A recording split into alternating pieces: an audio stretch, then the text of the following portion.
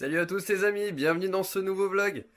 Bon, on se retrouve, enfin, ça fait quelques semaines que j'ai pas fait de vidéo. Je t'explique vaguement pourquoi, j'étais sur mon déménagement, et enfin en l'occurrence surtout la fin de ma rénovation pour pouvoir déménager. Donc voilà, maintenant c'est chose faite, je vais pouvoir reprendre une activité normale à l'atelier. Et du coup, ben, on se retrouve avec, vous l'attendez depuis longtemps, les Carter Neo. Et ouais, allez, je te montre ça.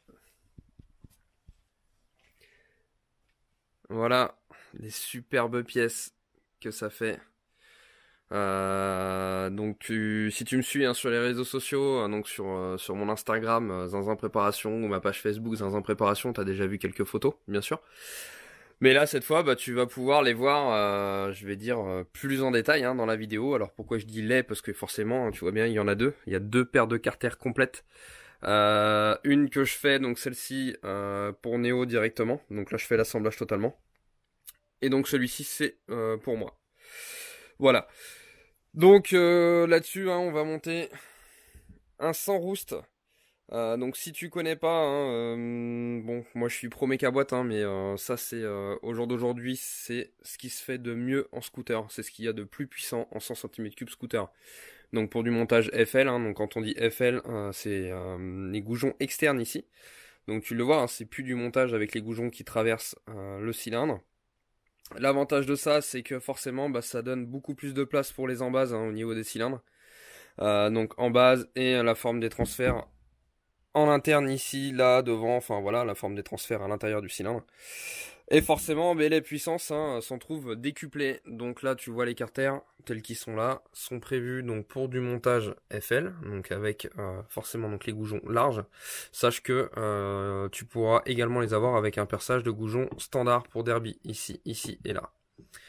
Allez, je te continue le détail de la config. Donc ensuite, PVL Bidalo, le standard, une boîte de vitesse. Ça c'est du Top Racing. Un carburateur, ça c'est un 34 PWK, un gros 34.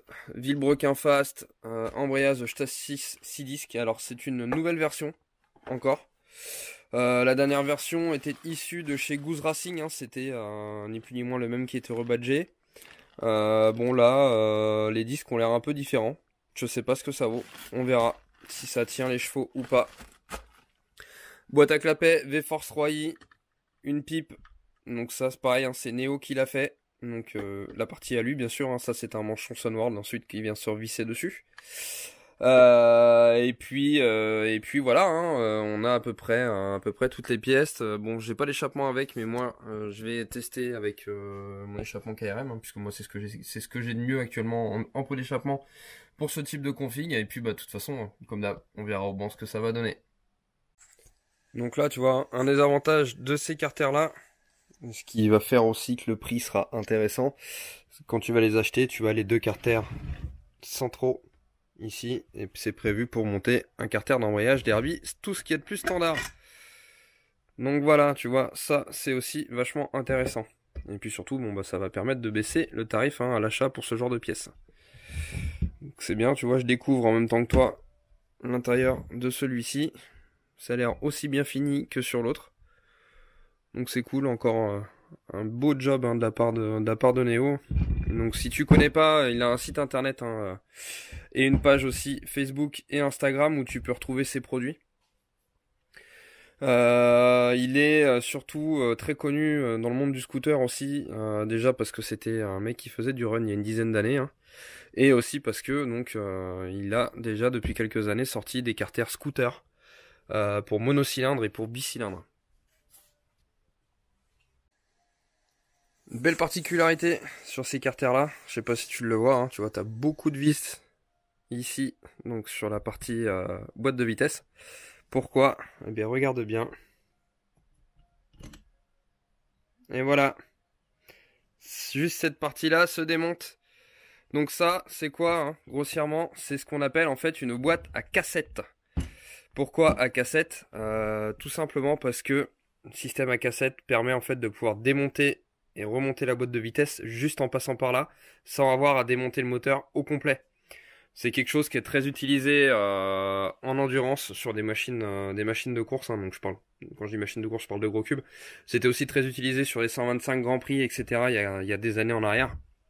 Enfin voilà, c'est quand même quelque chose qui est très avantageux à faire.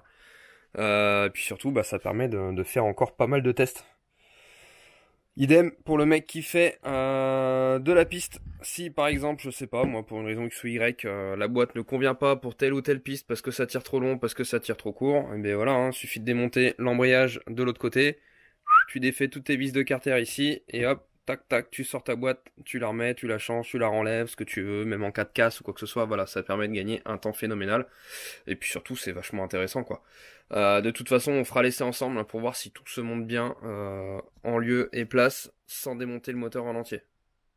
Bon, j'ai monté tous les roulements de boîte, etc. J'ai fait un premier essai de montage de boîte via le système à cassette. C'est juste génial. Bon, c'est un petit coup de patte à prendre, hein, forcément, c'est différent d'habitude. Et puis, faut avoir des mains de pianiste un petit peu. Bon, ça va. Donc jusque là, tout se passe bien. Bon, je viens de tomber sur un premier petit défaut. C'est le but de tester les pièces avant qu'elles sortent sur le marché, hein, puisque je sais pas si tu le sais ou si tu le sais pas, mais ces pièces ne sont toujours pas en vente dans le commerce. Je le répète, hein, donc moi en fait je suis entre guillemets mandaté par Benjamin, donc par Néo, pour faire le premier test, le tout premier test, premier montage, premier démarrage, etc. de ces pièces. Et donc le but de faire ça, c'est de trouver aussi les défauts qu'il y a pour que lui puisse les rectifier pour la version de série. Donc je te montre sur quoi je viens de tomber, le truc tout bête, mais alors vraiment tout bête. On pourrait presque dire hein, que c'est un léger détail, mais bon, voilà, faut quand même le rectifier. Je te montre ça. Donc tu vois de ce côté-là, ici, donc passe l'arbre d'équilibrage hein, de Derby GPR. Donc le petit truc con, tu vois, c'est que moi, donc j'avais monté, putain, aïe, le carter est encore un peu chaud. Donc j'avais monté ce roulement-là. D'ailleurs, gros point positif hein, pour Benjamin qui a pensé, après, voilà, on en a discuté, je lui ai dit si tu peux monter un roulement ici, hein, qui est à la place de la cage à aiguille, normalement qu'il y a sur GPR à cet endroit-là, puisque c'est un gros problème, hein, la cage à aiguille vient bouffer l'arbre d'équilibrage. Enfin bref, donc là j'avais monté le roulement au fond, et bon bah petit défaut, hein, il a juste oublié de faire un petit dégagement ici pour ne pas que la bague intérieure du roulement vienne frotter. Bon, rien de méchant, ce sera rectifié pour les versions de série, de toute façon, aucun souci. Et voilà, toujours est-il que c'est bien de faire les tests avant que ce soit en vente pour trouver les problèmes. Allez, je vais rectifier ça tout simplement, je vais lui insérer une petite bague comme ça dans le fond. Hein, c'est une bague, c'est une petite rondelle qui fait, je vais pas mesurer, mais elle doit faire un petit dixième d'épaisseur, ça suffit largement. Ça va juste me décaler un tout petit peu le roulement, et comme ça, la bague intérieure, elle sera bien libre, nickel.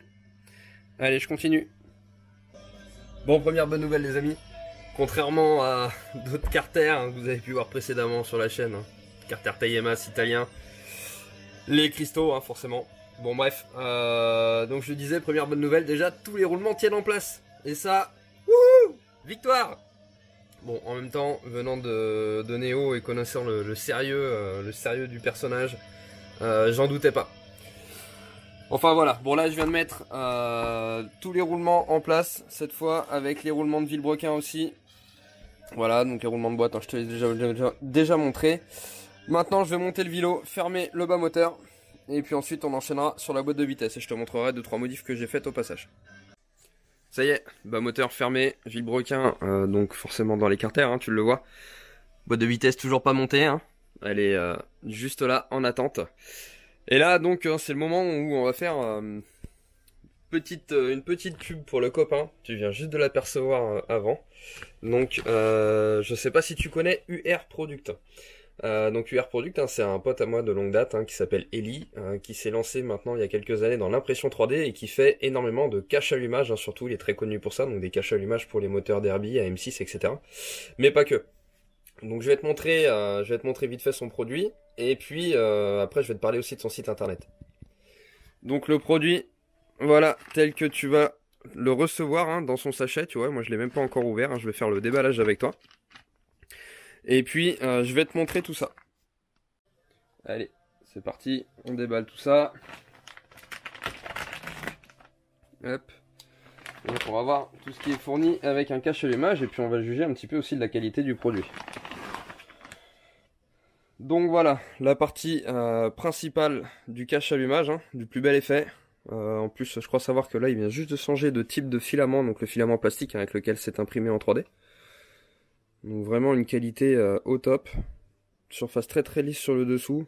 Une bonne qualité d'impression, franchement, un beau taf. Et donc c'est fourni avec ça, donc le cache-pignon hein, qui vient se monter en plus sur cette partie-là. Qu'est-ce qu'on a d'autre dans ce sachet? Alors, on a un kit de visserie complet. Donc, dans ce kit de visserie, en fait, hein, tu as la visserie pour la partie centrale, qui elle est totalement personnalisable. Hein, il peut te faire exactement ce que tu veux. Et on a aussi donc la visserie pour la fixation donc du cache-pignon ici et du carter en lui-même. Donc voilà, je vais essayer. Ouais, tu vois, toc, voilà, c'est juste monté comme ça. Tu peux le positionner un petit peu comme tu veux en plus. Enfin voilà. Donc c'est plutôt cool. Et on va voir tout de suite ce que ça peut donner sur le moteur Néo. Normalement, c'est censé se monter. Hein. Allez, hop, test de montage du coup. Jusque là, tout va bien.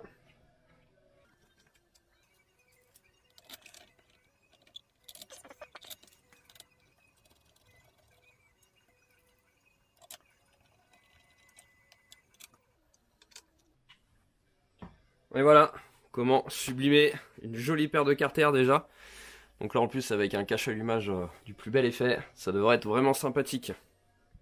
Donc tu vois, hein, ça se monte parfaitement, très simple de montage.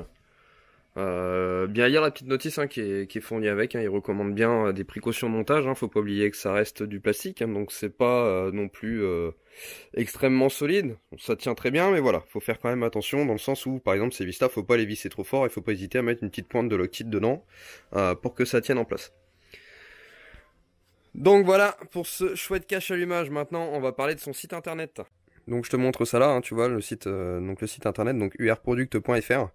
Là-dessus, donc il montre un petit peu déjà ce qu'il a pu faire. Tu peux choisir ton type de moteur, AM6, Euro 2, Euro 3, Nitro, hein, Euro 3, Euro 4 étant exactement les mêmes, voilà, ça fonctionne aussi. Il propose également, hein, tu vois, des poignées, des récupérateurs de liquide, hein, qui sont surtout obligatoires pour le run en plus, mais bon, pour le côté esthétique, tu peux en utiliser pour la route. Des caches de pompe à eau, des caches de mètre cylindre. Là, tout n'est pas affiché. Hein. Je sais aussi qu'il propose des, comment dire, des caches chaînes aussi, hein, pour Derby et autres modèles, etc., etc. Enfin voilà. Je t'invite vraiment hein, à aller le rejoindre sur les réseaux sociaux, hein, donc Facebook et Instagram en l'occurrence, hein, donc sous le nom UR Product, hein, tu pourras le trouver. Et puis, bah, n'hésite pas à le contacter. Voilà, hein, il pourra te faire une proposition de tarif et de design. Hein. Et surtout, faire les choses aux couleurs et à tes goûts. Allez, on continue sur ce moteur maintenant. Bon, ça y est les amis, le haut moteur est définitivement monté. Hein. Bon, je t'ai volontairement passé cette étape-là pour gagner du temps un peu, parce que je sais que la vidéo va être un peu longue. Précédemment dans la vidéo, je te parlais hein, de 2-3 modifs que j'avais fait sur les pièces, donc je te montre ça ici. Première chose, hein, pignon de transmission primaire de Derby GPR, donc c'est celui qui vient se mettre ici directement sur le vélo. Donc celui-ci, moi je le soude en fait hein, tout le tour comme ça, parce que ce second pignon là est monté à la presse sur le premier ici, et quand on arrive sur des gros moteurs, hein, il arrive que il tourne sur lui-même, et du coup le point de repère pour l'arbre d'équilibrage n'est plus bon. Idem pour l'arbre d'équilibrage, pareil, je viens le souder ici tout autour. Même chose, hein, cette pièce là étant montée uniquement à la presse là-dessus, ça arrive aussi à tourner. Donc voilà, hein, tout ça dans le but de conserver un équilibrage qui soit sain. Et une dernière chose, moi je viens en plus souder la boîte de vitesse ici. Donc le pignon de deuxième qui est là, est emmanché à la presse. Sur certains modèles de boîte de vitesse, hein, il arrive que le serrage soit un peu juste et du coup, bon bah voilà, le pignon il arrive à se dépresser. Soit, moi j'ai déjà vu, soit le pignon il se dépresse dans ce sens-là et il vient frotter dans le fond du carter. Soit il se dépresse dans ce sens-là et il vient frotter son pote juste en dessous. Donc voilà, donc là en l'occurrence tout est bon, au moins c'est soudé, ça bougera plus. Voilà pour ça. Donc là maintenant, moi je vais m'apprêter à mettre l'arbre d'équilibrage si présent là. Alors, petite modif hein, par contre qu'il y a à faire là-dessus, moi tu vois il rentre nickel, j'ai fait ce qu'il fallait pour. À savoir qu'un arbre d'équilibrage standard de Derby GPR ne rentrera pas là. Alors, Tu vas me dire oui mais c'est le même. Effectivement c'est le même, c'est un arbre d'équilibrage tout neuf pour Derby GPR, seulement voilà. Sur Derby GPR comme je t'ai expliqué à ce niveau là c'est une cage à aiguille. Maintenant on a un montage sur roulement, ce qui fiabilise énormément le montage, puisque sur les cages à aiguille l'arbre d'équilibrage arrive à se bouffer sur une moitié ici, souvent la moitié face à comment dire à la masse qui est excentrée. Donc du coup comme je te disais, vu que c'est prévu à la base pour une cage à aiguille, le diamètre ici n'est pas bon. Donc c'est tout simple à reprendre. Moi je l'ai mis dans le tour et je suis venu simplement le toiler un peu ici. Alors quand je dis le toiler, c'est à dire que je prends un bout de papier de verre et je viens juste le faire frotter contre en faisant tourner la pièce. Si tu as une perceuse à colonne ou même une perceuse tout court, hein, tu peux le faire aussi. Il y a 1 centième à enlever. Donc quand je dis 1 centième, hein, c'est 0,01 mm. Voilà, je précise hein, pour ceux qui ont un peu plus de mal avec tout ça. Donc c'est vraiment que dalle. Surtout n'essaye pas de le rentrer en force, hein, tu vas faire de la casse. Donc ça, par contre, hein, c'est quelque chose que tu auras forcément à faire chez toi de ton côté, parce que là, Néo ne peut pas faire cette opération-là à ta place. Hein. Idem, je te précise aussi, si tu pars sur ces carters-là, surtout pars sur un arbre d'équilibrage neuf, ou alors sois certain qu'il n'ait aucune marque sur le pourtour ici. Hein, ça sert à rien de monter un arbre qui est déjà abîmé dans des pièces neuves, tu vas aller fatalement faire de la casse. Donc voilà, donc là, moi j'ai un joint spi en plus ici que je viens insérer là. Ensuite je monte mon arbre d'équilibrage et après donc je passe à l'allumage, etc. Donc voilà, le joint spi est en place, hein. Petite précision pour celui-ci également, attention, il n'y a pas de butée, donc il ne faut pas aller l'enfoncer au fond et bloquer le roulement. Hein, là tu vois je l'ai mis, le roulement derrière est pas bloqué. L'idéal tu vois c'est qu'il y a un chanfrein tout le tour, voilà, tu te mets juste au rebord intérieur du chanfrein pile poil, comme ça t'es sûr de toi. Autre chose, hein, tu vois que j'ai mis de la pâte à joint ici, je sais que beaucoup me posent la question, donc je le précise en vidéo, cette fois je l'avais jamais fait jusque là. Quand je mets de la pâte à joint sur les joints spi vilebrequin ici, hein, c'est pas pour une histoire d'étanchéité, loin de là. Si t'en es rendu à mettre de la pâte à joint à ce niveau là pour avoir une étanchéité sur ton moteur, arrête la mécanique, hein, ou jette tes carters, je sais pas. Moi je mets de la pâte à joint ici, c'est simplement pour coller les joints spi, et quand je dis les coller, surtout c'est pour leur empêcher de sortir, hein. Ça arrive fréquemment sur les gros moteurs que les joints spi sautent tout seuls avec la pression. Donc là, un petit filet de pâte à joint tout autour, tu vois, sans trop en mettre non plus, ça fait pas très esthétique, mais bon tant pis, c'est derrière l'allumage, c'est pas trop grave. Et au moins, ça t'évite des pannes gratos que tu pourrais avoir sur ton moteur. Allez, je continue. Autre particularité du moteur, hein, tu vois ici donc un PV en allumage, PVL bidalo. L'avantage par exemple, ou l'inconvénient, ça dépend, hein, je vais t'expliquer pourquoi. Là l'allumage se monte sans platine d'adaptation. C'est vraiment cool, ça fait une pièce en moins à démonter, à remonter, etc. Hein, tu vois, ça va, hop, ça va pile poil dessus. Juste faut faire passer le câble comme il faut.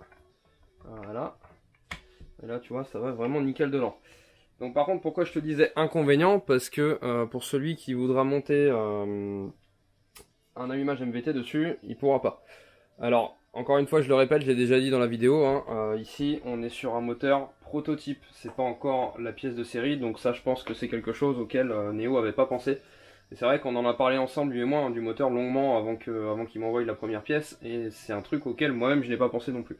Donc je pense que c'est une modif qu'il faudrait qu'il fasse hein, pour pouvoir monter tout type d'allumage tout simplement dessus, et peut-être simplement revenir en fait à l'ancienne méthode. Je sais pas, ça c'est quelque chose que je verrai avec lui. Allez, on continue. Bon bah maintenant on va s'aventurer à monter la boîte de vitesse. Alors j'espère que je vais y arriver devant vous, parce que là je te cache pas que la caméra elle est à 30 cm du moteur pour y voir clair. Donc on verra bien. Surprise.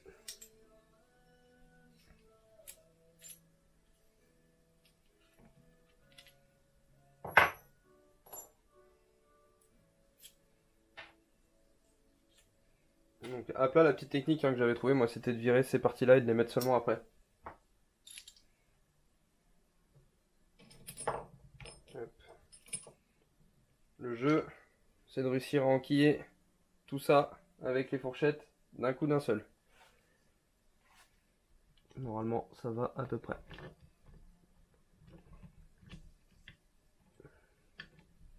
Ça demande un peu de doigté hein, mais ça se fait. Alors, hop.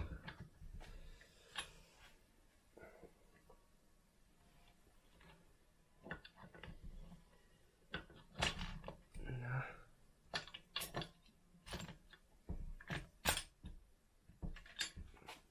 Bon, comme tu peux le voir, hein, ça va, ça se fait pas trop mal.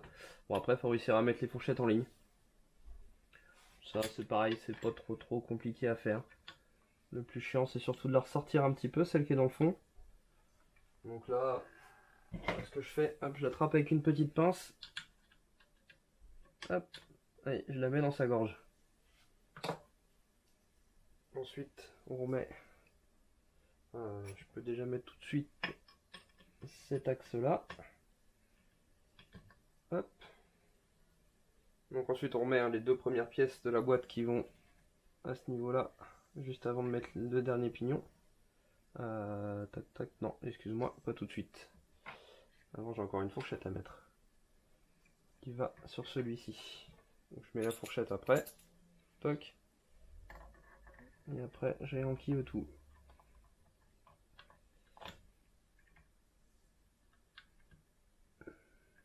Allez. Voilà. Et la fourchette à sa place aussi. Et ensuite, et non, j'ai inversé en plus moi les deux comme un tocard. Genre le mec il enferme pas assez souvent, tu sais. Là.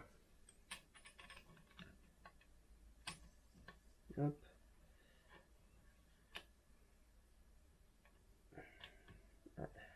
Celle de derrière elle veut pas rester. Bon, faut que je m'y prenne autrement. Pourquoi qu'elle veut pas aller à sa place elle? Hop. Forcément elle est ressortie. Donc là, hein, tu dois pas trop voir ce que je fais, mais c'est surtout d'aller mettre les gorges des fourchettes en fait à leur place. C'est ça le plus compliqué. On va essayer comme ça.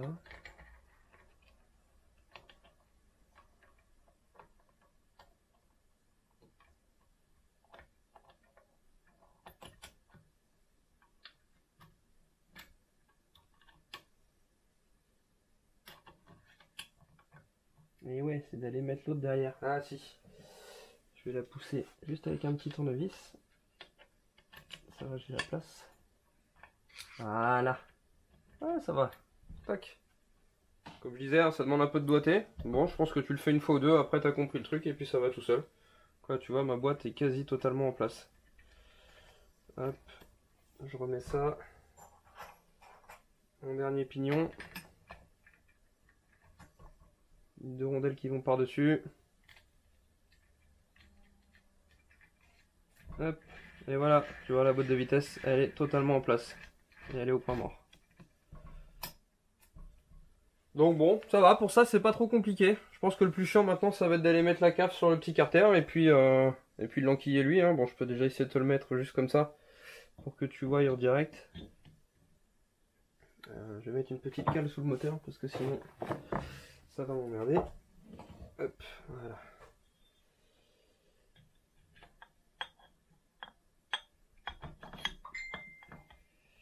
Allez, non, c'est moi qui m'y prends mal là. Comme ça c'est mieux. Là, donc tu vois ça va tout seul. Hein. Bon là de toute façon faut que je renlève pour remettre la CAF et puis la rondelle du barillet que j'avais pas mise en plus. Hop. Tu vois ça s'enlève aussi tout seul. Hein. Franchement le système est vraiment cool. Bon allez, je mets un peu de CAF là-dessus et puis je continue. Donc tu vois ça y est, carter de boîte en place définitivement. Hein. Donc j'ai monté son joint spi, monté à la pâte à joint juste derrière.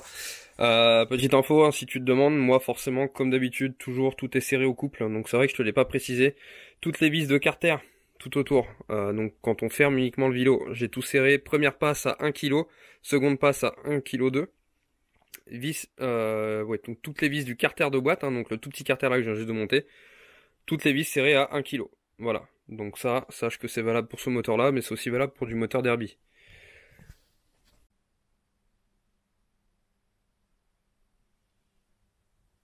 Voilà les amis, il est totalement terminé d'assembler. C'est franchement du plus bel effet. C'est rien que comme ça, j'ai même pas envie de le mettre en route, limite j'ai envie de le mettre dans une vitrine et de plus jamais y toucher quoi. C'est tellement beau. Bon par contre, Benjamin, je sais que tu verras cette vidéo, je te félicite pas pour le carter d'embrayage. Hein. Ça fait vraiment dégueulasse, un vieux carter sur des beaux carters tout neufs comme ça, taillé masse. Bon, on s'en fout, hein, c'est qu'un détail. Autre détail, donc Benjamin, je l'ai eu au téléphone là dans l'après-midi. Je lui ai parlé du truc d'allumage, hein, le problème de qu'on pouvait pas mettre un MVT par exemple. Sache que c'est quelque chose que je peux te certifier maintenant qui va être rectifié. Il va revenir au montage traditionnel pour que tous les allumages puissent être montés. Donc voilà, plutôt cool. Bon, allez, maintenant, on va le mettre là. Bon, ça y est les amis, le moteur est dans le châssis de banc. Enfin, on va pouvoir le démarrer.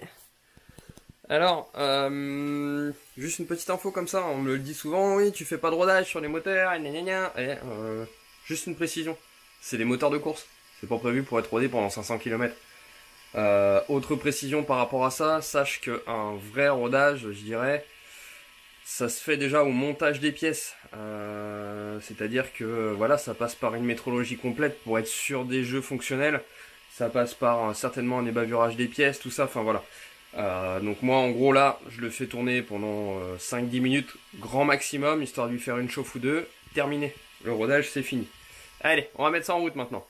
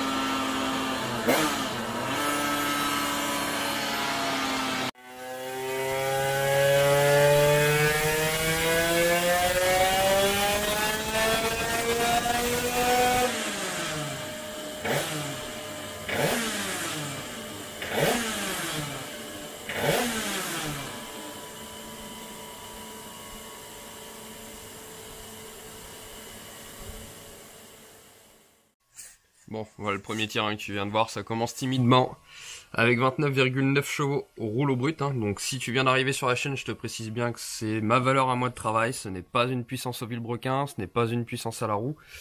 Voilà, c'est vraiment ma valeur de travail. Pour les gens qui sont habitués maintenant sur la chaîne, savent, commencent à comprendre le truc quoi. Donc on part de là, et puis on va voir jusqu'où ça va nous emmener.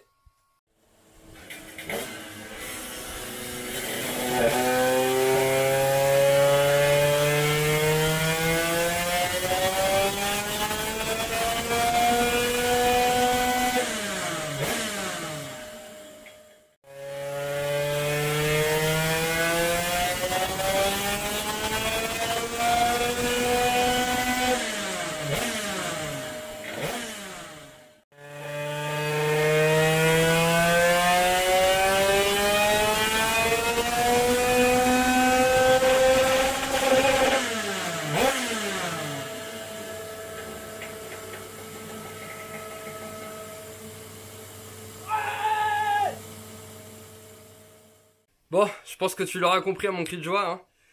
Record du banc explosé, les amis. Ça y est. Bon, en même temps, vu le matos, je te dirais qu'il fallait s'en douter.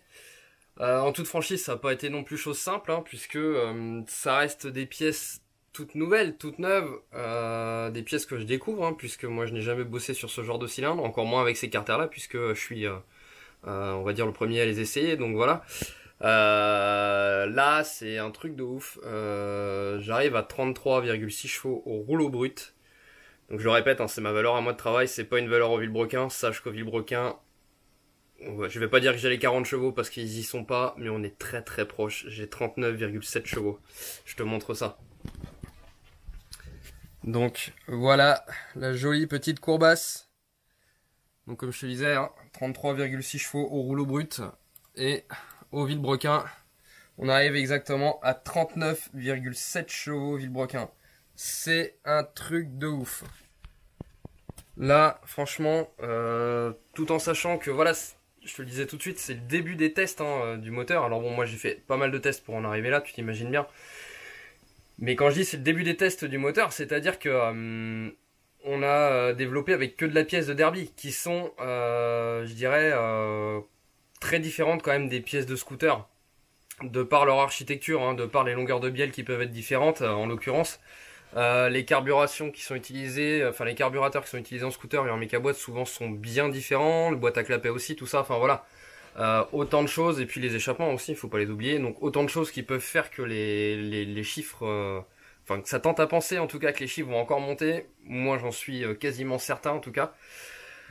Donc bon, gardons bien à l'esprit que c'est un premier jet du moteur, que c'est déjà un truc de ouf. Il y a encore du travail à faire, il y a encore des tests à faire. De toute façon, on s'est fixé un objectif avec Neo qui pour le moment n'est pas encore atteint. Et de se dire directement, tant que le chiffre n'est pas atteint, les carters ne seront pas en vente sur le commerce. Donc voilà, encore du travail en perspective. En tout cas, je suis déjà méga satisfait. Hein. On colle un cheval à mon ancien record. Donc bon, tu vas me dire que c'est pas énorme, hein. Faut savoir que quand on arrive sur ces niveaux de performance là, ça reste des chevaux en plus qui sont très très compliqués à avoir. Ça vient pas d'un claquement de doigts comme ça, c'est des heures et des heures de travail. Donc voilà. Merci le compresseur. Bon, je disais merci le compresseur, hein. Voilà, t'as entendu, il s'est mis en route.